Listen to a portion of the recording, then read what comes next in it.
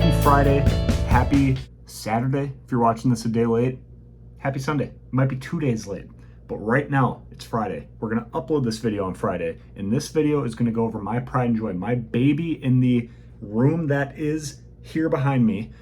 This is the reason I collect. This is where everything surpasses prices, market value, what's hot in the scene. This is just why I love this hobby, and that is vintage Pokemon cards, vintage holos to be specific. And this is my pride and joy. In here is vintage holos from the WotC era and a little bit beyond, and it's my Pikachu binder. This is what I took to Collecticon and have since. There's a video that dropped about what I gathered from Collecticon and putting some of those cards in this binder. I've done a lot of work to this binder since, in the past month or two, and even today picked up some cards that I'm going to show you to put in that binder. Now, before I do that, tonight the guys, Frank and Matt, are coming over. I know that in the last YouTube video, which was the fact that we got our PSA, it was a live, the last video I posted was a live reaction to our PSA submission to my cards. And I promised you guys that the next video would be Frank and Matt's live reaction to their cards and a profit/loss kind of study. Did we make money submitting those cards to PSA, or given the grades that they got, did we pay essentially to have them slabbed? Did we win or did we lose?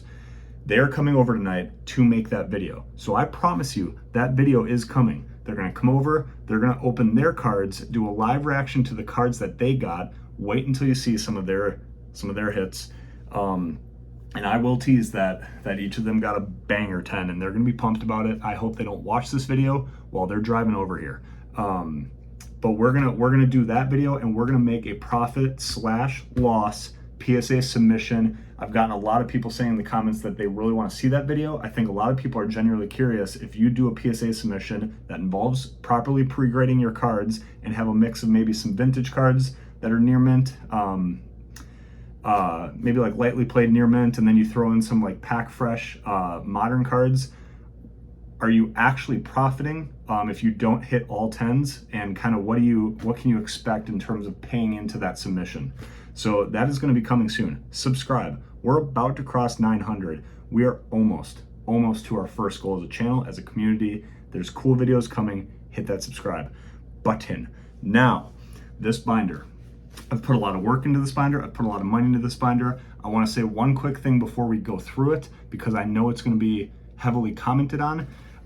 When you are bindering cards, and it is let's just say a Herculean effort in and of itself, but when you are, sorry guys, that was a work call. The grind doesn't stop. But what I was saying is, when you are bindering cards at the magnitude and cost and as Herculean of an effort as vintage holo collecting is, the quality of the card really matters. I'll start with saying that when I say binder copies, like binder quality copies, they're good for binders. They're good on the front. Some little whitening on the back isn't too big of an issue because they're for my binder. Yes, I want to have better condition cards. I'm not saying that I don't. And there's levels to it, right? Like, I don't want just a bunch of damaged cards that look bent and ripped and eaten by a dog. But if there's a little bit of cornering or whitening on the back, that is okay. That's okay for a binder. And right now I'm worried about filling my pages. You're gonna still see plenty of near mint/mint copies in here, but you're also gonna see a couple heavily played, maybe a damage or two. Most of them live in that lightly played to MP range, with more near mint than damaged. But I'm just telling you, there's gonna be a spectrum, and that's okay for me right now, because then once it's filled, I can start to upgrade the non-first editions to first edition. I can upgrade the heavily playeds to lightly playeds. There will always be upgrading to do.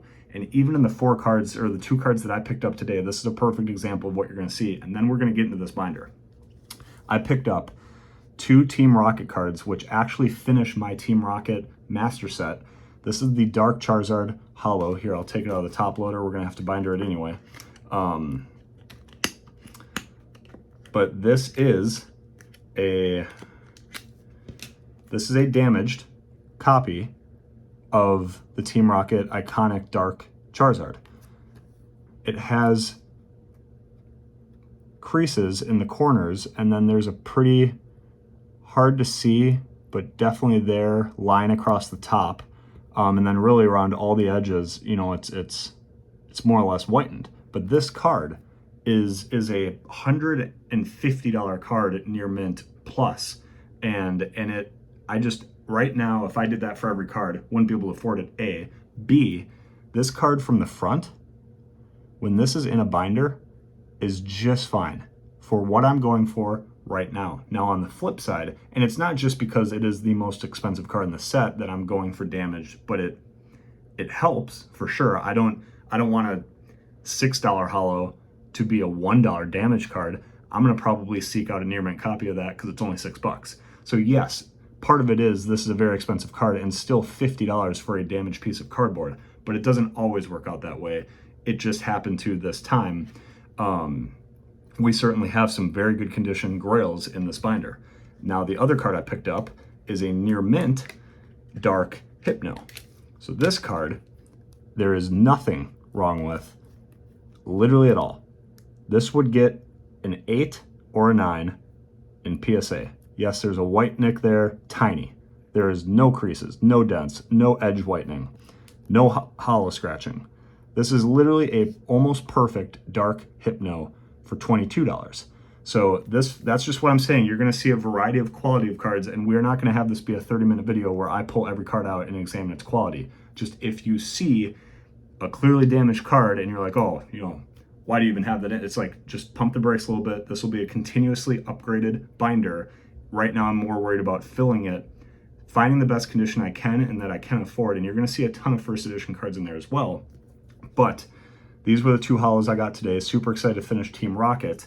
And then a couple non-holo rares that I acquired recently are from Gym Challenge and Gym Heroes. This is a Gym Challenge Blaine's Ninetales, super clean, lightly played, and this is a near mint first edition Brock's Onyx from Gym Heroes. So here's two non-holo rares. Why is that important? Because in addition to my holo binder, how vintage sets were laid out is you have around 15 to 20 holo cards in each set, right? So this is base set. I'll just show you base set. You have this. Then after the base set cards, after the base set holos, you get into non-holo rares. Every pack had a rare card in it. It just was either holo or non-holo. So then the next tier of hardest cards to find and most expensive are non-holo rares. And then after that, it's the uncommons and the commons. Those are super easy. Those you're gonna see a lot of first editions and stuff like that. This is my non-holo binder for Team Rocket and the Neo sets, the 4 Neo sets. In here, you're gonna see basically a full master set of all of those 5 sets I just mentioned, many of which are first edition. However, the pages you're not gonna see fully mastered are the non-holo rares, like this in Team Rocket. Again, non-holo rares are still harder to find and more expensive, just not as hard as the holos. So these were two important pickups for my non-holo blue binder. These were two important pickups for my holo red binder. So brief rant there to set the stage for what you're about to see now, but I just wanted to go over kind of the varying quality and what binder copy really means, to me at least, and then the fact that I kind of have a couple non-holo vintage binders and a holo vintage binder. This one I'm extremely proud of. And you're gonna see a lot here, so let's flip you over, and I'm not gonna pull cards out, I'm just gonna fly through it and give you a update on where my vintage collection sits right now. Hey guys, I apologize in advance. There will be movement to the camera. I'm gonna manually hold it from one of my gimbals, or stabilizers, I guess, but my typical kind of over-the-table mount is at Matt's house. So I don't have that right now. This still should do. So this is base set, and a couple things to note on my base set collection as I transition the camera to my left hand is I put a few shadowlesses on top of the standard. So like this is the base set holo Alakazam, but I do have it in shadowless. So eventually this will be a shadowless master set, but obviously there's a couple cards here that make that very hard to do. But I do have a shadowless Mewtwo and an Alakazam Mewtwo, and then obviously you can get to shadowless first edition. But yeah, like this one is from the theme deck, this Machamp. But yeah, this is a master set of base set all the way up until the Zapdos. And then with Clefable, you start jungle. I'm missing a couple jungle cards. I believe 4 in total. And actually, this is an empty spot. This is an air. So this is the last, Vileplume's the last holo in jungle, and then it goes to Aerodactyl and Fossil. So I'm only missing these 3 for jungle. And then these 2 cards, the Jolteon and the Vileplume, are, I'll bring you back to my right hand here, more dominant hand for holding the gimbal. These are air cards. They don't have the jungle stamp, but they are from jungle. So a little bit more valuable, nothing too extremely rare, but really cool that I have 2 of those in my collection in in jungle. Then as you get to Fossil, Fossil obviously starts here with these bottom 4 and a big boy in Dragonite. And then Fossil is completely mastered. So Gengar's another big one. And then you have your legendary birds, some pretty iconic cards here. And then you get over into base set 2. This is the only childhood Charizard that I kept from my brother and I's collection. The rest I think we sold at a garage sale, which is tragic. But this is, it has tape on it. It is completely damaged, but this is my childhood Charizard. And I don't really have much else from base set 2. So a lot of work to do on base set 2. Here's a couple more. But then you start what I just told you I got this card for, this Dark Charizard, and this Dark Hypno. I have a master set of Team Rocket. Starting with Dark Alakazam, we have the Dark Blastoise, Charizard, and Dragonite, 3 heavy hitters. And then over here, the pre-release version and the normal version behind it of the Dark Gyarados. And I love how much hollow surface there is in each of these cards. Makes them very hard to hit 10s is what I've heard, but like this Magneton, look how much hollow surface is there, and the Pokemon's just in the center. Same with the Slowbro, the Vileplume. It's very much actually like the base set Chansey. A lot of hollow surface. I mean, it really just kind of, the Pokemon is at the forefront, and it's less busy artwork than you see in modern era. But yeah, so that's my Team Rocket. Pretty cool. Then you get into my one of my personal favorites is, here's another pre-release, but the Gym. This is Gym Heroes right there. My favorite trainer card of all time, Misty Gym Heroes. I want to get that one in a first edition PSA 10. I do have the pack art, thank you to Frank, of a first edition Misty Gym Heroes pack art. Then you get into Gym Challenge. A little bit rare, a little bit more valuable. Here are 2 big ones I got at Collecticon, the Rocket Zapdos and Sabrina's Alakazam. And there's the Kygo. But then, okay, I'll zoom you back out here. Oh, and this is a pretty iconic Giovanni duo, the Gyarados and the Nidoking. But I'll pull you back out here. Now, after the Gym cards, we get into the Neos. These are the Neo Hollows. So starting with the Ampharos, which is the first Neo Genesis Holo, we go through Neo Genesis, obviously some work to do. And Neo Genesis here, you will notice right away this is a childhood Skarmory, but what you probably first noticed is this Lugia. It is a card of all cards for collectors, very well known, and obviously it's not the first edition variant. This is an exceptionally clean copy, except for a little nick, a bullet hole, I call it, in the back, right about here on the back side of the card. You can't see it, hence perfect binder copy of that Lugia. Beautiful Togetic. Then you get into Neo Discovery. For some reason, Neo Discovery is my favorite. I love this Tyranitar, also a childhood card, but Neo Discovery is my favorite of the Neo sets. Here's a couple more. I love the green in that Yanma. A lot of work to do, you guys, on the Neo. There is clearly no hiding that.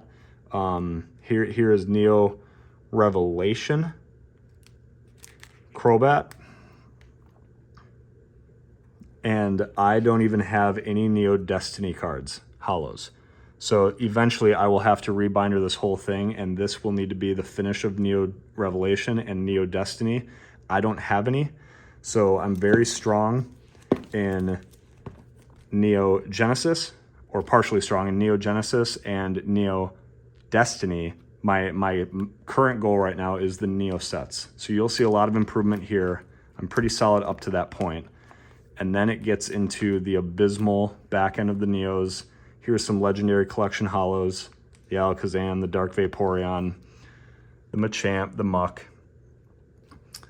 And then here are 12 reverse foil, the iconic reverse foil Legendary Collection reverse hollows. These are the 12 that I have on one page. This page is all the e-readers that I have in hollow or reverse hollow form. This Magby I really love for some reason, and the Elekid. Ampharos is growing on me. Here's a couple starter evolution lines and then some energies. So here is E-Series. That will be Skyridge, Aquapolis, and Expedition Base will be a feat in and of itself to master, and I'm nowhere close there. So I just thought I'd put what I do have on a page. Here are the Southern Islands 18 mini set, and they all create a holistic picture.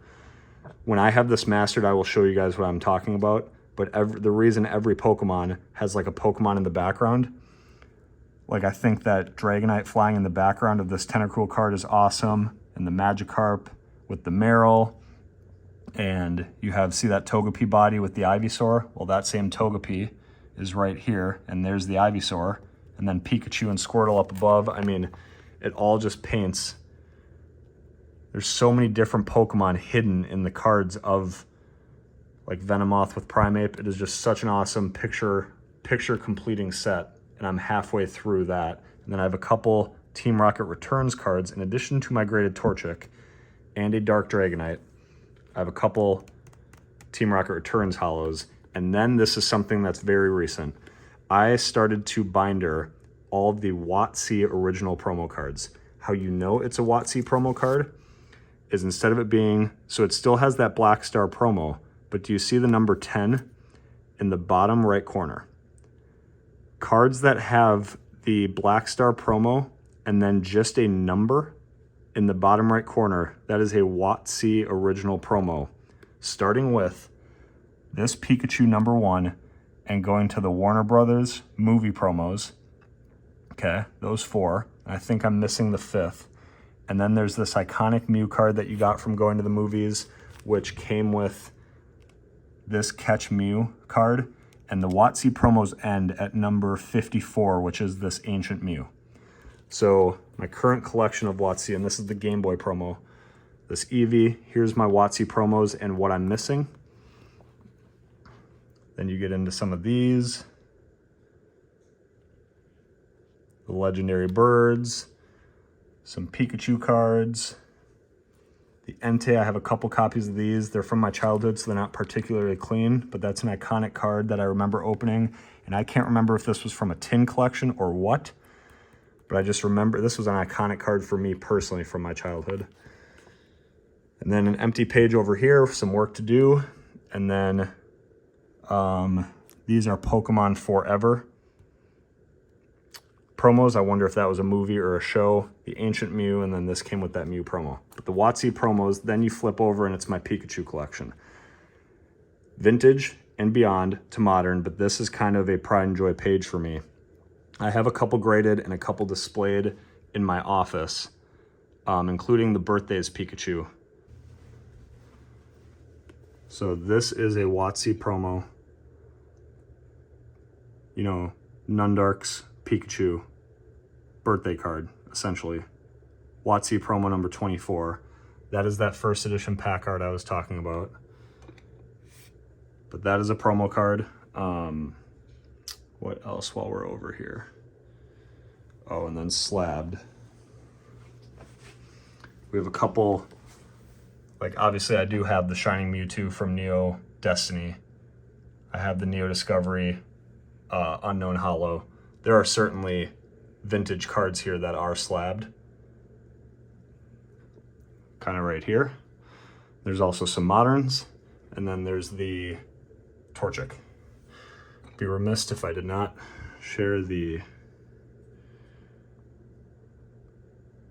Yes, it's a 3.5, but that is still Team Rocket Returns Gold Star Torchic. poor lighting, so maybe we do that. There we go. Love this card. This probably just sums it all up for me. So that was just one or two missing Pikachus I wanted to show, but these are some valuable ones, some big hitters. Some are just my favorites, like a Taipei Pokemon Center promo card, 2024 Worlds one, some Detective Pikachus here, Toys R Us promo, 151. Then you get into just a bunch of Pikachus. I love Pikachus. Eventually I do want to have a master set of them, other than like the illustrators and the worlds and the staffs and all those pretty unobtainable ones. A couple cool things from Frank. And then all the way to Surging Sparks and Supercharged Breaker, the newest set. So that's the Pikachu collection. And then the last thing is just a page of Delta Species. Delta Species Pokemon was when it changed the energy type of that Pokemon typically receives into something different.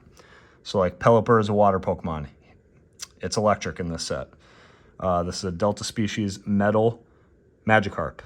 So I think you guys kind of get what I'm saying here. I always thought Azumarill was always water, so this one always has intrigued me, but maybe I'm just bugging on Azumarill. Let me know in the comments. And then a Delta Species stamped Golbat.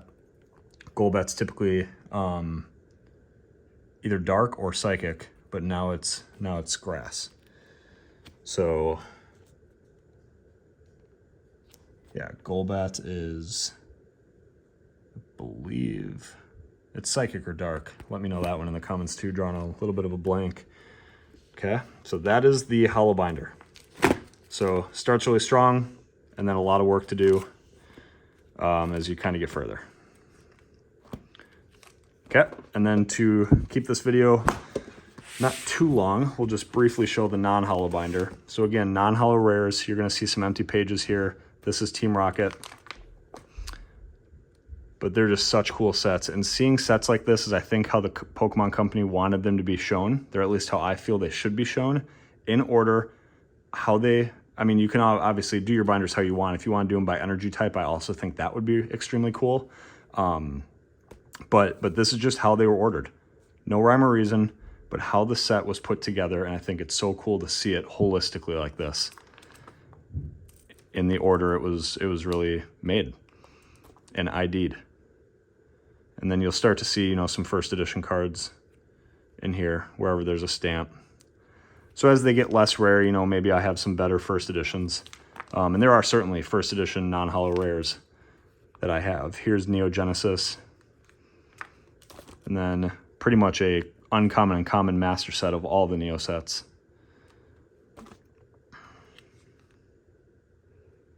Again, many of which are first edition. Missing a lot of trainers from Neo Genesis. I did realize that.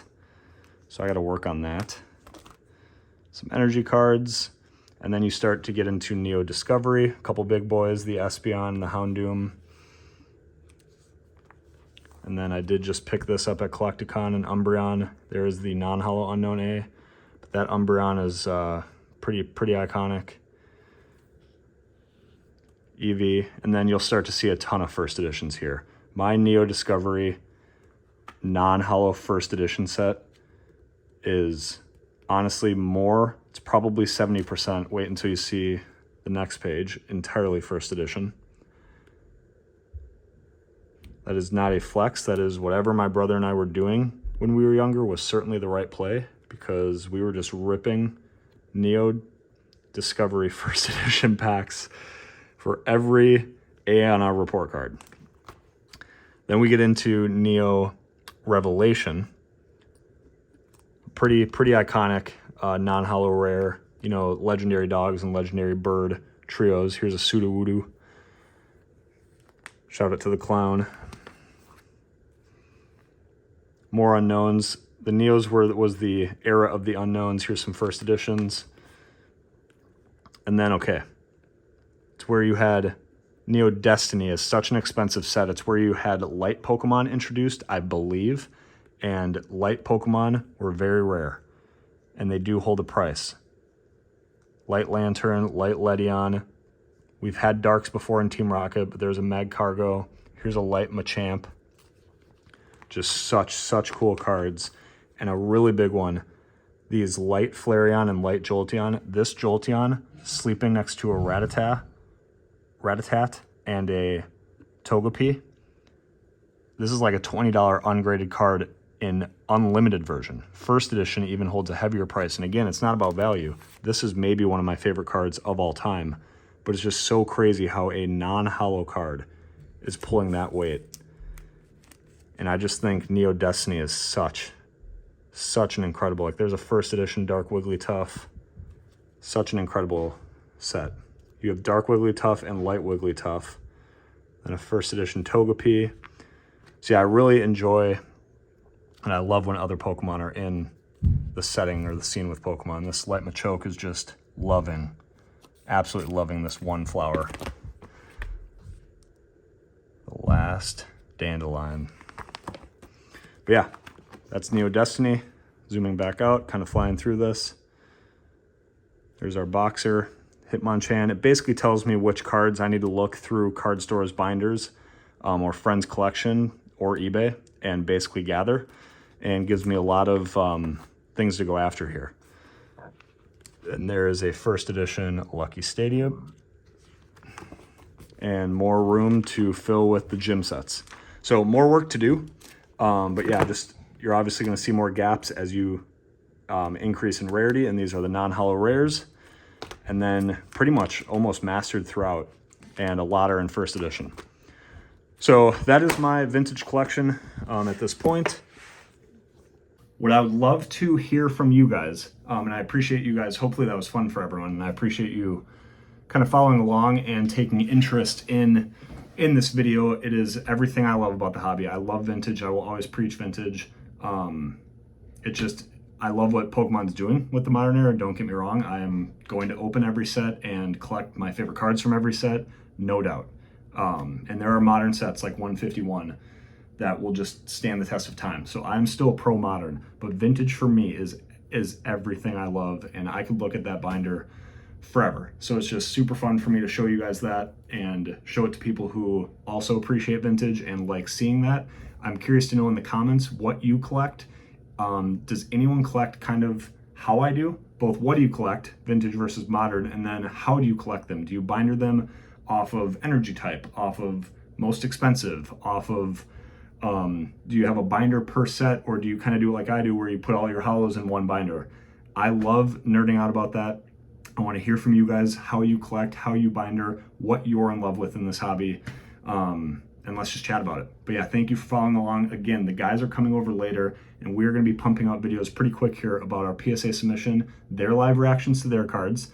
If you haven't seen my live reactions to my cards and the cards we're going to be profit or lossing, check that video out. That was the last one I posted. And then we're going to do a profit or loss PSA submission video. So a lot coming. Just wanted to show you guys where I was at with my vintage hollows and some of my non-hollows. I have other binders like that blue one. But kind of what I'm doing with my vintage cards, and was just excited about today's pickups. So we'll catch you in the next one. Most importantly, as always, be a good human. Tell someone you love them. As I almost cornily did this. I don't know what that was. Long work week. Happy Friday. We'll catch you in the next one. Peace.